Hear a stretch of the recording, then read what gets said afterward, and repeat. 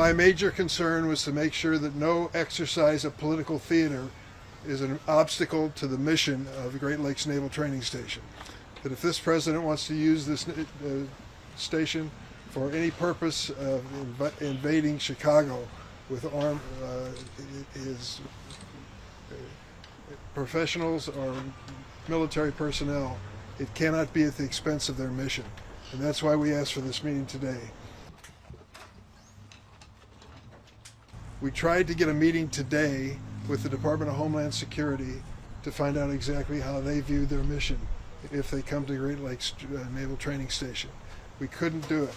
They ended up saying that they were unavailable and that they were locking the doors to the building that's going to be considered, and we wouldn't be able to enter it and see it. It appears to be a rather mundane, routine office building. Nothing particularly unusual about it. But they would not even meet with us to discuss it. This kind of secrecy is not part of our government and shouldn't be. It's an indication that there's something about this mission they don't want the public to know. We want to make sure that the public and members of Congress know in detail what's going to happen here. When you take a look at what's coming down the road, they're engaged in a 1-month commitment here at Great Lakes to pursue some sort of mission which is as yet undefined and not described. But it cannot be at the expense of the mission of this Great Lakes Naval Training Station.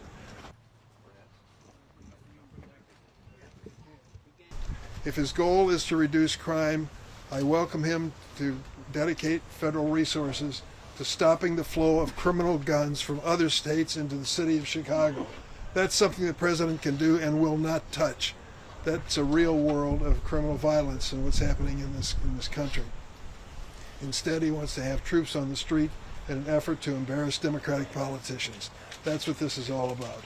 You might be activating Marine reservists, but I asked specifically in Great Lakes. We will not allow the diversion of taxpayer dollars that were appropriated for military readiness and military training for Great Lakes to be diverted from that mission, which is critical to our nation's security, into ISIS efforts to intimidate people on the streets of our city. And we've been assured that that will not happen. But we will keep our eyes on it, and we will continue to maintain oversight to what exactly happens. But I was not able to talk to the DHS and ask them that question today because...